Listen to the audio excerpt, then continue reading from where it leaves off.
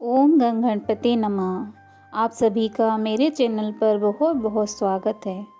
आप सभी पर ईश्वर की कृपा सदा बनी रहे। इस वीडियो में हम मार्गशीर्ष पूर्णिमा के विषय में जानेंगे और श्री सत्यनारायण भगवान की कथा सुनेंगे।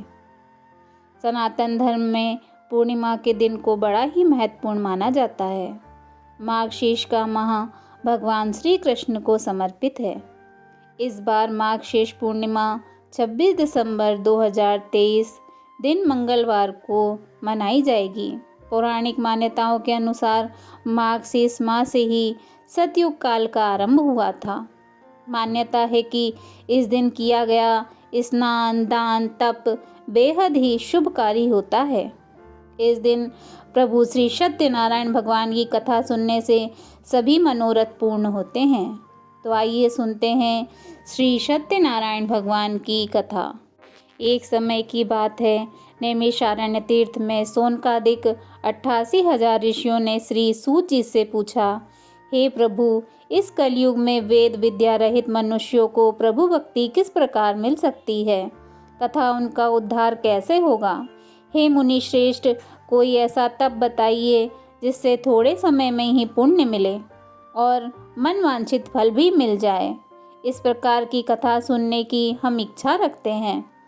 सर्वशास्त्रों के ज्ञाता सूत जी बोले, हे वैष्णव में पूज्य, आप सभी ने प्राणियों के हित की बात पूछी है, इसलिए मैं एक ऐसे श्रेष्ठ व्रत को आप लोगों को बताऊंगा जिसे नारद जी ने श्री लक्ष्मी नारायण जी से पूछा था और लक्ष्मीपति ने मुनि श्रेष्ठ नारद जी से कहा था। आप सभी से ध्यान से सुनिए। एक समय की बात है, योगी राज नारद जी दूसरों के हित की इच्छा लिए अनेकों लोकों में घूमते हुए मृत्यु लोक में आ पहुँचे। यहाँ उन्होंने अनेक योनियों में जन्मे प्रायः सभी मनुष्यों को अपने कर्मों द्वारा अनेकों दुखों से पीड़ित देखा। उनका दुख देखकर नारद जी सोचने लगे कि कैसा यत्न किया जाए जिसके करने से निश्चित रूप से मानव के दुखों का अंत हो जाए। इसी विचार पर मनन करते हुए वह विष्णु लोक में गए। वहाँ वह देवों के ईश भगवान श्री नारायण की स्तुति करने लगे, जिनके हाथों में शंख, चक्र, गदा और पद्म थे। गले में वरमाला पहने हुए थे। स्तुति करते हुए नारद जी बोले, हे भगवान, आप अत्यंत शक्ति से संपन्न हैं। मन तथा वाणी भी आपको नहीं पा सकती। आपका आदि, मध्य तथा अंत नहीं है। निर्गुण स्वरूप सृष्टि के कारण भक्तों के दुख को दूर करने वाले आपको मेरा नमस्कार है। नारद जी की स्तुति सुनकर श्री हरि विष्णु जी बोले, हे मुनि श्रेष्ठ, आपके मन में क्या बात है? आप किस काम के लिए मेरे पास पधारे हैं? उसे निसंकोच कहिए। इस पर नारद मुनि बोले कि मृत्यु लोक में अनेक योनियों में जन्मे मनुष्य अपने कर्मों के द्वारा अनेक दुखों से दुखी हो रहे हैं। हे नाथ, आप मुझ पर दया रखते हैं तो बताइए कि वो मनुष्य थोड़े प्रयास से ही अपने दुखों से कैसे छुटकारा पा सकते हैं। श्री हरि विष्णु जी बोले, हे नारद, मनुष्यों की भलाई के लिए तुमने बहुत अच्छी बात पूछी है। जिसके करने से मनुष्य मोह से छूट जाता है, वह बात मैं कहता हूँ, उसे सुनो। स्वर्गलोक व मृत्युलोक दोनों में एक दुर्लभ उत्तम व्रत है जो पुण्य देने वाला है। आज प्रेमवश होकर मैं उसे तुमसे कहता हूँ। श्री सत्यनारायण भगवान का यह व्रत अच्छी तरह विधान पूर्वक करके मनुष्य तुरंत ही यहाँ सुख भोग कर मरने के उपरांत मोक्ष प्राप्त करता है। श्री हरि के वचन सुनकर नारद जी बोले कि उस उत्तम व्रत का फल क्या है और उसका विधान क्या है? यह व्रत किसने किया था? इस व्रत को किस दिन करना चाहिए? सभी कुछ विस्तार से बताइए। नारद जी की बात सुनकर श्री हरि बोले, दुख व शोक को दूर करने वाला यह व्रत सभी स्थानों पर विजय दिलाने वाला है। मानव को भक्ति व श्रद्धा के साथ शाम को श्री सत्यनारायण भगवान की पूजा धर्मपरायण होकर ब्राह्मणों व बंधुओं के साथ करनी चाहिए।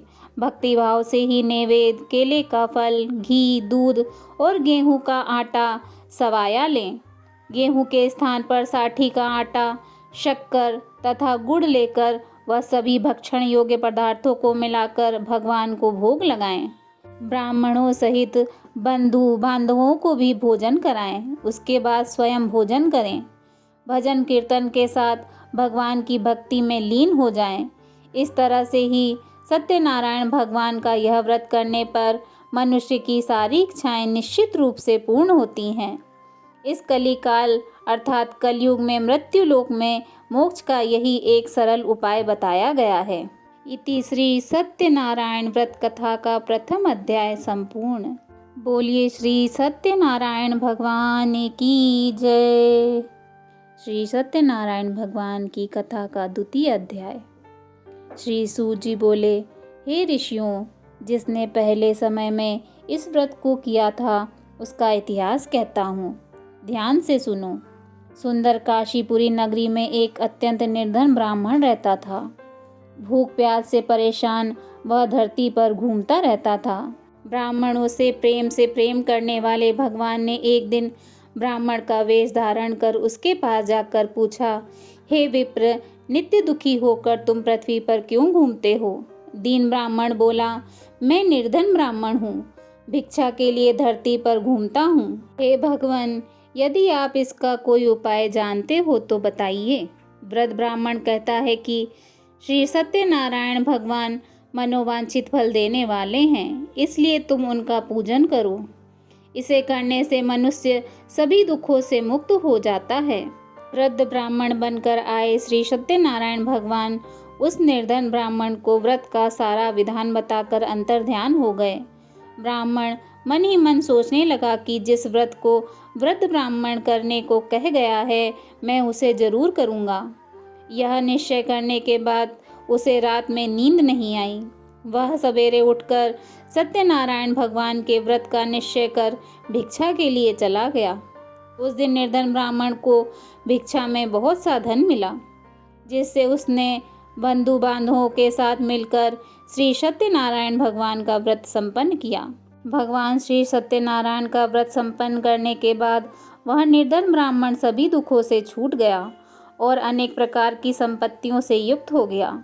उसी समय से यह ब्राह्मण हर माह इसी व्रत को करने लगा। इस तरह से श्री सत्यनारायण भगवान के व्रत को जो मनुष्य करेगा वह सभी प्रकार के पापों से छूटकर मोक्ष को प्राप्त होगा। जो मनुष्य इस व्रत को करता है वह सभी दुखों से मुक्त हो जाता है। सूत जी बोले कि इस तरह से नारद जी से नारायण जी का कहा हुआ श्री सत्यनारायण व्रत को मैंने तुमसे कहा है। हे विप्रो, मैं अब और क्या कहूँ? ऋषि बोले, हे मुनिवर, संसार में उस विप्र से सुनकर और किस किस ने इस व्रत को किया है, हम सब इस बात को सुनना चाहते हैं। इसके लिए हमारे मन में श्रद्धा का भाव है। सूत जी बोले, हे मुनियों, जिस जिसने इस व्रत को किया है वह सब सुनो।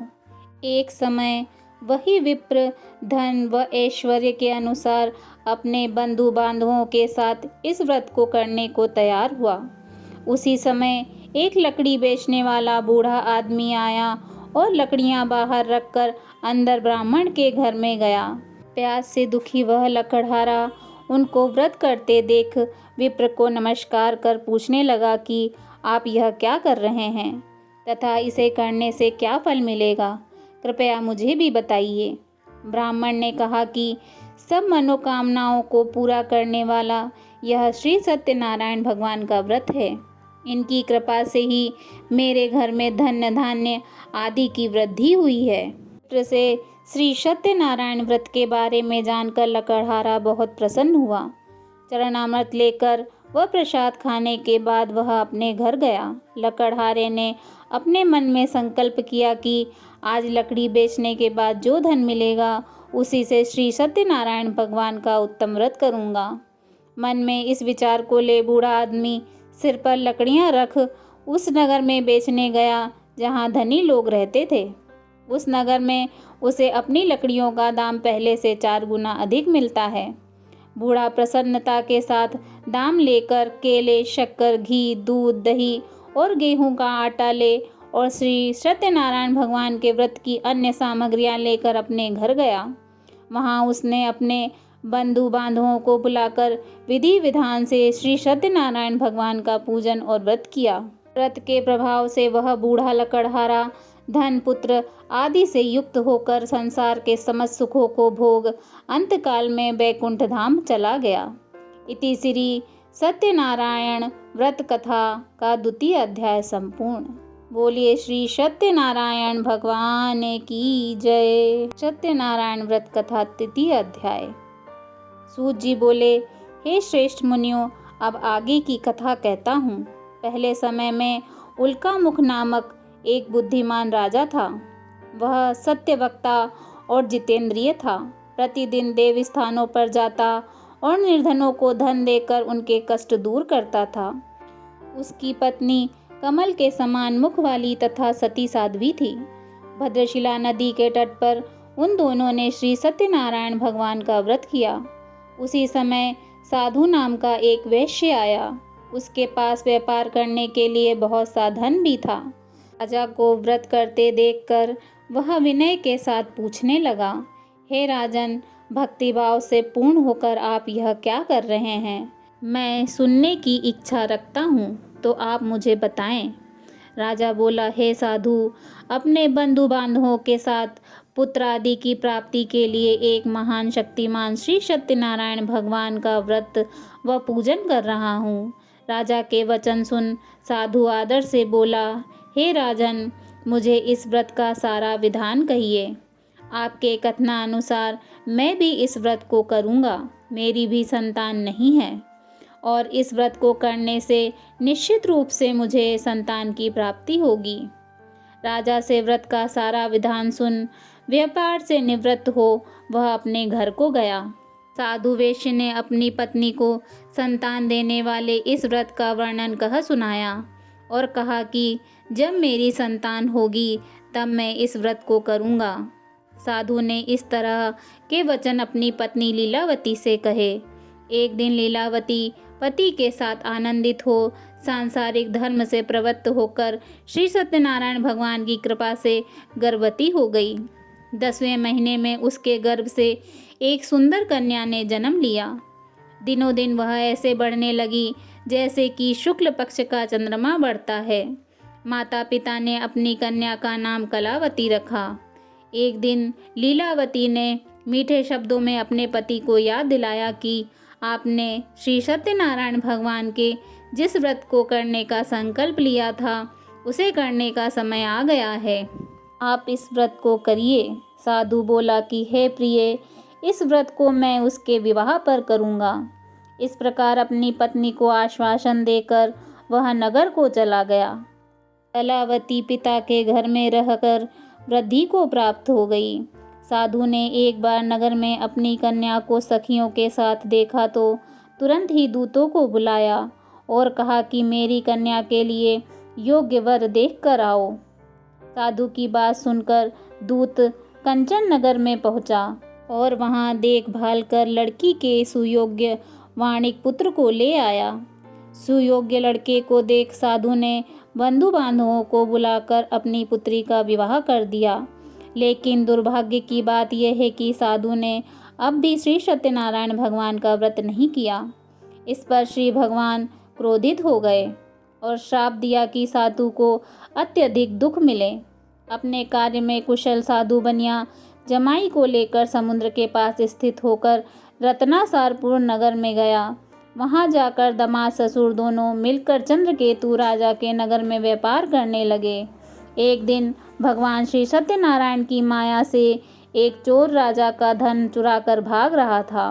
उसने राजा के सिपाहियों को अपना पीछा करते देख चुराया हुआ धन वहां रख दिया जहां साधु अपने जमाई के साथ ठहरा हुआ था। राजा के सिपाहियों ने साधु वैश्य के पास राजा का धन पड़ा देखा तो वह ससुर जमाई दोनों को बांधकर प्रसन्नता से राजा के पास ले गए और कहा कि उन दोनों चोरों को हम पकड़ लाए हैं, आप आगे की कार्रवाई की आज्ञा दें। राजा की आज्ञा से उन दोनों को कठिन कारावास में डाल दिया गया। और उनका सारा धन भी उनसे छीन लिया गया। श्री सत्यनारायण भगवान के श्राप से साधु की पत्नी भी बहुत दुखी हुई। घर में जो धन था उसे चोर चुरा ले गए। शारीरिक तथा मानसिक पीड़ा व भूख प्यास से अति दुखी हो अन्न की चिंता में कलावती एक ब्राह्मण के घर गई। वहां उसने श्री सत्यनारायण भगवान का व्रत होते देखा, फिर कथा भी सुनी। वह प्रसाद ग्रहण कर वह रात को घर वापस आई। माता ने कलावती से पूछा कि हे पुत्री, अब तक तुम कहाँ थी? तेरे मन में क्या है? कलावती ने अपनी माता से कहा, हे माता, मैंने एक ब्राह्मण के घर में श्री सत्यनारायण भगवान का व्रत देखा है। कन्या के वचन सुन लीलावती भगवान के पूजन की तैयारी करने लगी। लीलावती ने परिवार व बंधुओं सहित श्री सत्यनारायण भगवान का पूजन किया और उनसे वर मांगा कि मेरे पति तथा जमाई शीघ्र घर आ जाएं। साथ ही यह भी प्रार्थना करी कि हे प्रभु, हमारा सब अपराध क्षमा करें।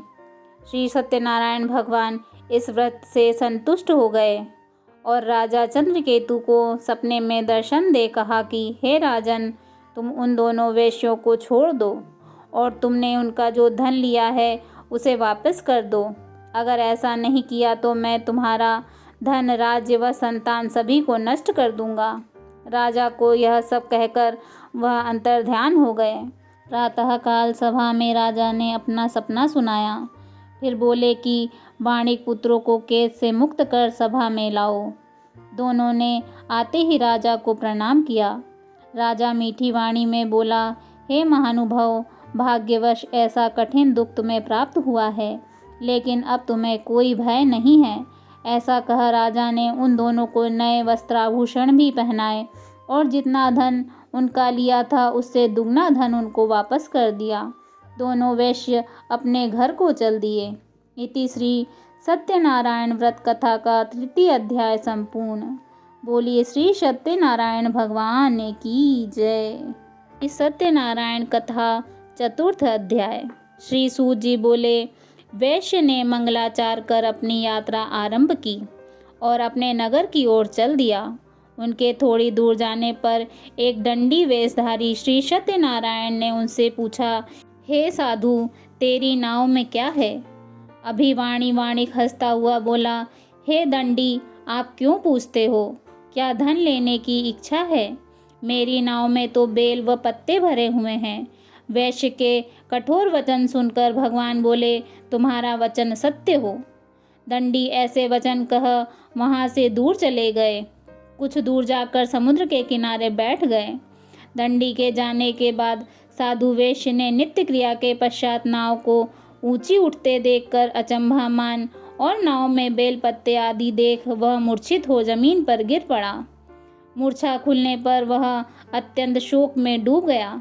तब उसका दामाद बोला कि आप शोक न मनाएं, यह दंडी का श्राप है, इसलिए हमें उनकी शरण में जाना चाहिए, अभी हमारी मनोकामना पूरी होगी।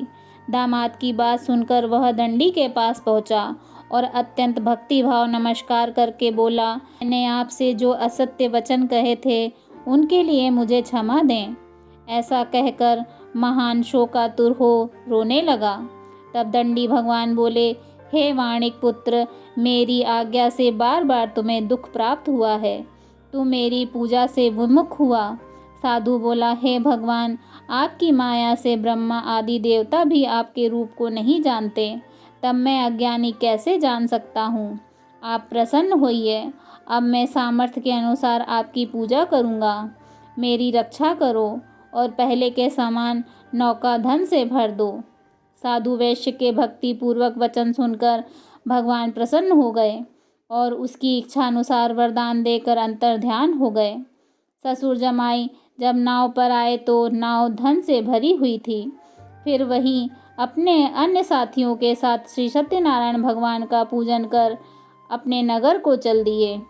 जब नगर के नज़दीक पहुँचे तो दूत को घर पर खबर देने के लिए भेज दिया। दूत साधु की पत्नी को प्रणाम कर कहता है कि मालिक अपने दामाद सहित नगर के निकट आ गए हैं। दूत की बात सुन साधु की पत्नी लीलावती ने बड़े हर्ष के साथ श्री सत्यनारायण भगवान का पूजन कर अपनी पुत्री कलावती से कहा कि मैं अपने पति के दर्शन को जाती हूँ, तू कार्य पूर्ण कर शीघ्र आ जाना। माता के ऐसे वचन सुन कलावती जल्दी जल्दी में प्रसाद छोड़ अपने पति के पास चली गई। प्रसाद की अवज्ञा के कारण श्री सत्यनारायण भगवान रुष्ट हो गए और नाव सहित उसके पति को पानी में डुबो दिया। कलावती अपने पति को वहां ना पाकर रोती हुई जमीन पर गिर गई। नौका को डूबा हुआ देख वह कन्या को रोता देख साधु दुखी होकर बोला, हे प्रभु, मुझसे और मेरे परिवार से जो भूल हुई है उसे क्षमा करें। साधु के दीन वचन सुनकर श्री सत्यनारायण भगवान प्रसन्न हो गए और आकाशवाणी हुई, हे साधु, तेरी कन्या मेरे प्रसाद को छोड़ कर आई है, इसलिए उसका पति अदृश्य हो गया है। यदि वह घर जाकर प्रसाद खाकर लौटती है तो इसे उसका पति अवश्य मिलेगा। ऐसी आकाशवाणी सुन कलावती घर पहुंचकर प्रसाद खाती है और फिर आकर अपने पति के दर्शन करती है। उसके बाद साधु अपने बंधु बांधवों सहित श्री सत्यनारायण भगवान का विधि विधान से पूजन करता है।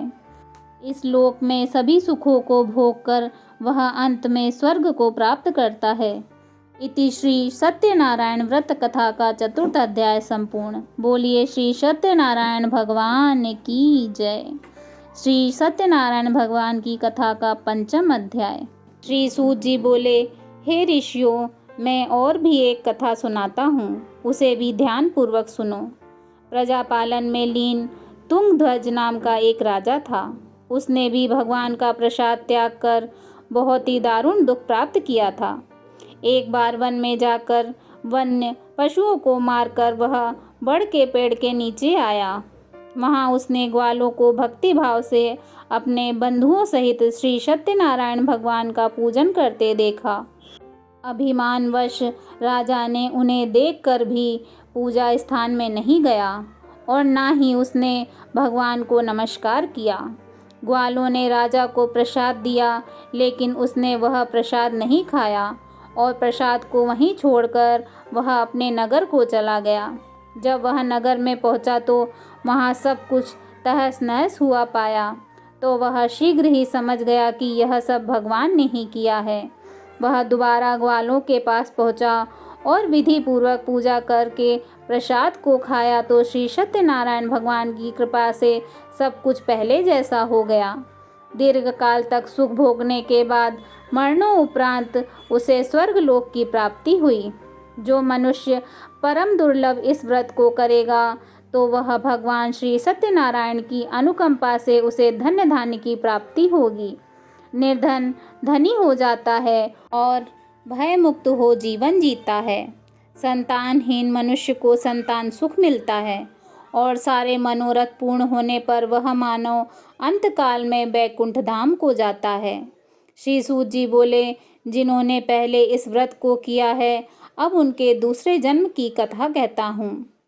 वृद्ध सतानंद ब्राह्मण ने सुदामा का जन्म लेकर मोक्ष की प्राप्ति की। लकड़हारे ने अगले जन्म में निषाद बनकर मोक्ष प्राप्त किया। उल्का मुख का राजा दशरथ होकर वैकुंठ को गए। साधु नाम के वैश्य ने मोरध्वज बनकर अपने पुत्र को आरे से चीरकर मोक्ष प्राप्त किया। महाराज तुंगध्वज ने स्वयंभू होकर भगवान में भक्ति युक्त हो कर्म कर मोक्ष पाया। इति श्री सत्यनारायण व्रत कथा का पंचम अध्याय संपूर्ण। बोलिए श्री सत्यनारायण भगवान की जय।